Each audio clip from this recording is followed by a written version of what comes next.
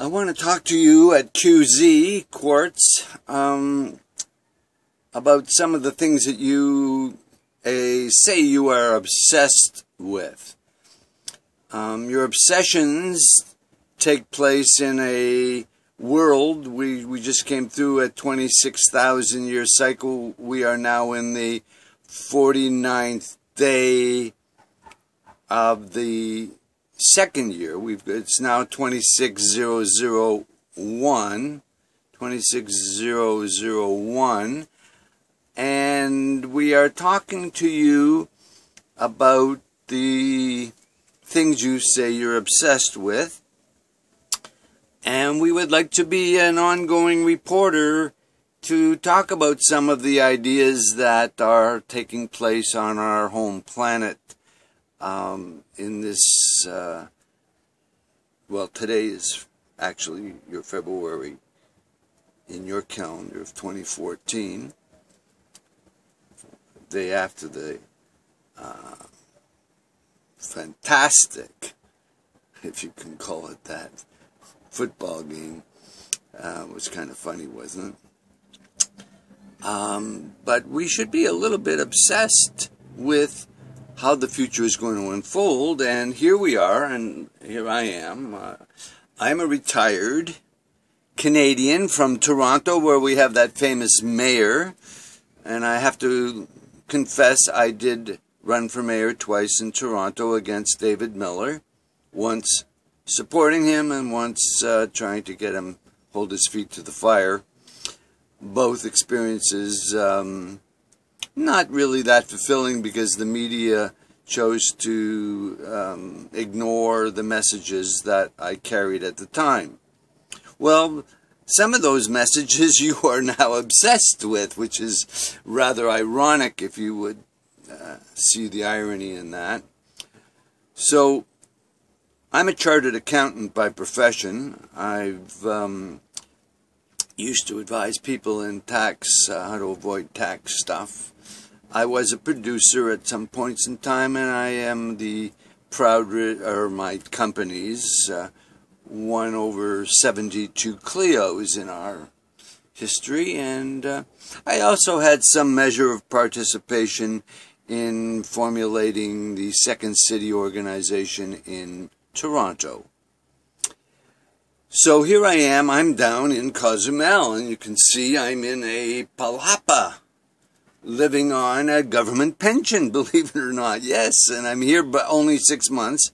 I have to go back to Canada in order to meet the requirements of maintaining the amount of money that they give me every month, which enables me to live in a palapa in Mexico in a beautiful environment. I'm so blessed. Yet, living probably below the poverty line of most of your staff. And I can't come to New York City to work for you if you wanted me to work for you there. I think it's better that I use the technology of the day and give you a report on some of the things that I'm working on. It's because I think what I'm working on might be of interest if you follow what you're talking about. You're talking about the mobile web. We're definitely looking at how we do that. Digital money, I mean, hello, digital money is a misnomer. We're not really talking about digital money in the future. What we're talking about is how money works.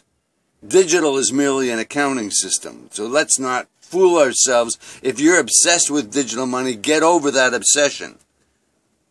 The money will be attributed to an individual based on what it is they do and can do. And they charge according to what they deliver. As for energy shocks, I have no opinion on that for you. Eurocrunch, again, they're caught in the Bretton Woods agreements, and I don't have an opinion on their China's transition. You can be obsessed with that all you want, but all that's going to shift when the money shifts. And it's all about the future of finance. Now, if you want to talk about the future of finance, then we should talk of how we do that. and I have a model for that. I presented my model in the year 2000 in Madrid, and my model will work if we just get enough people involved in it. And we can't rely on the nation states, as the nation states are dysfunctional and broken, but we don't need the nation states. All we need is individuals to agree on basic principles. That's all we need. Working in the cloud is not, that's not a question. I mean, that's easy. But we still need, even though we are in the cloud, we still need fiber optics. So let's not confuse some people with that. Fiber optics is necessary in order to achieve the speeds that are necessary. How to buy? Well, we should only buy from people that live according to a particular standard.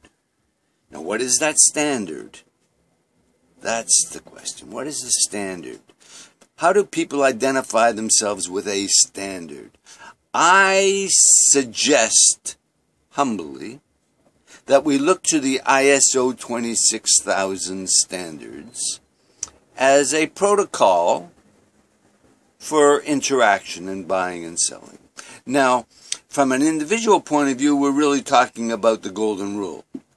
But how many people know what the golden rule is? Whenever you say it to an industrialist, he who has the gold rules. Well, no.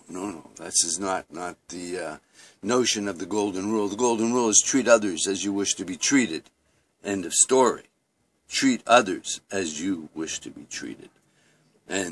And we need to do that corporately. In doing it corporately, we brand ourselves with the ISO 26000. But we will not be able to brand ourselves, unfortunately, because the United Nations infiltrated the development of the ISO 26000 and nullified its certification processes. So we really need to use the philosophy of the Sarbanes-Oxley Act in applying the ISO 26000. That is, for those of you who do not know, it means the president of the company must make a statement that his company intends to treat others as they wish to be treated. Honestly, openly, and genuinely. So, from that point of view, I guess I should cover the other ones. Debt we're going to have a big trouble with all debt, because all debt does, it creates tax assets. And what good are tax assets if all the countries are going bankrupt? So a tax asset is a problem, and it will result from particular debt. And as an accountant, I can tell you,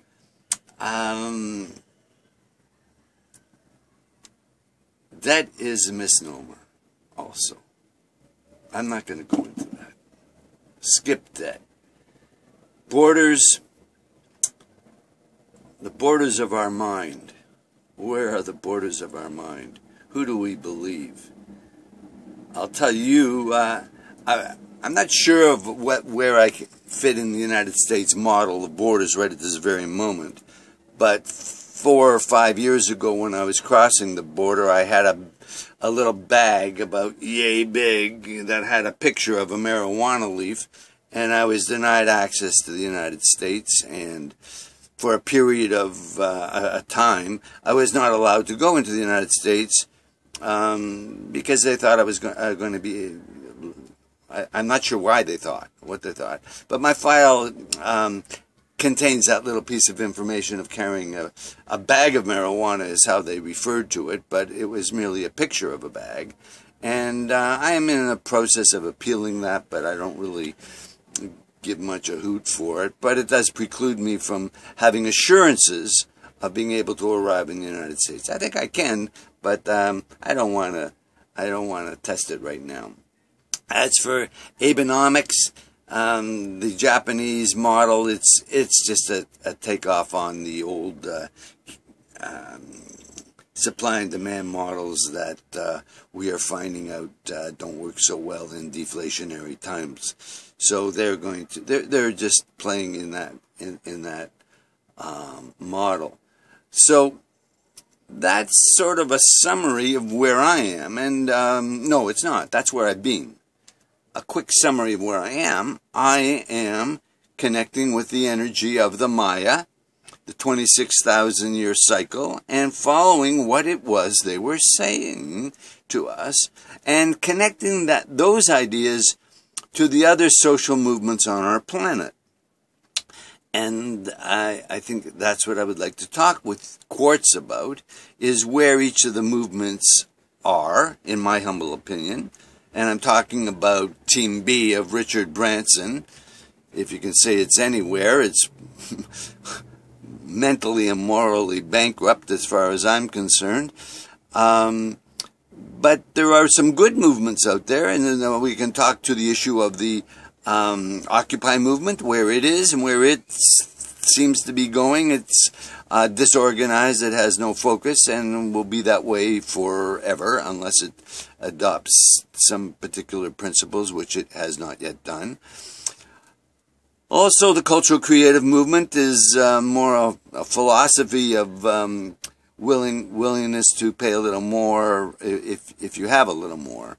And that's a disorganized organization, as is the shift movement. The shift movement is carrying the message of the Maya without identifying it. They've adopted the new timeline without identifying it. But the shift movement is probably a good ally in the discussion of the future.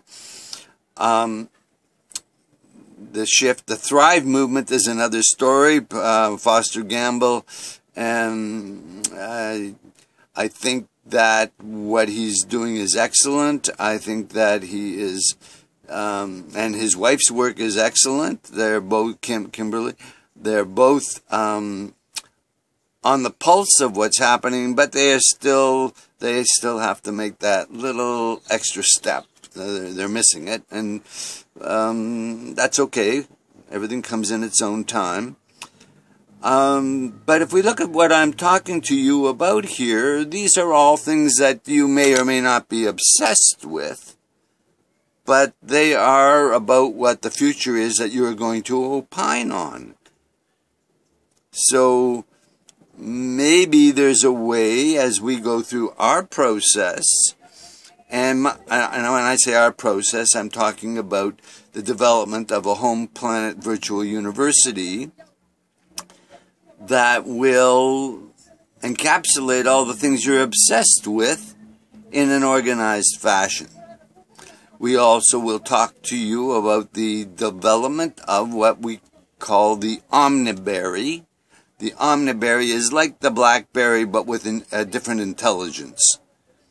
And the Omniberry is the platform. The BlackBerry is the platform, but with a different intelligence. It's being run by old school mind manipulators, and all that it needs is a new mindset. And we believe that a holistic mindset.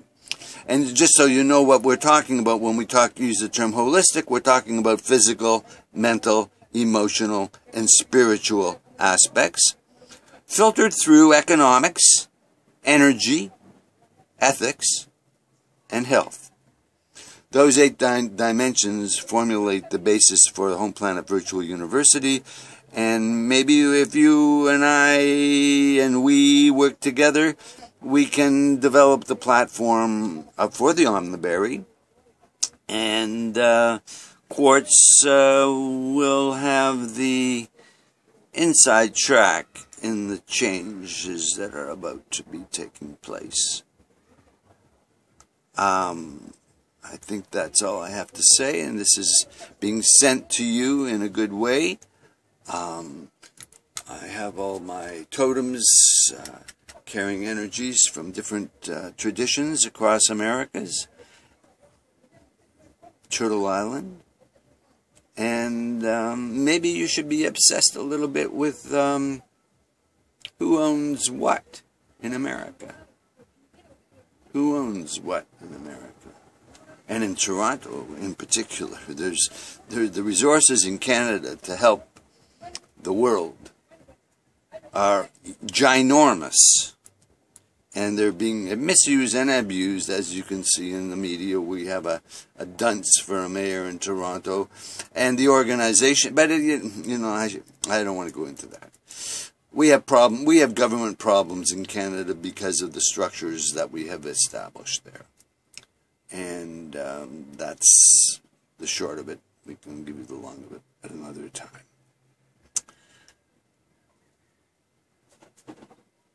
All my relations.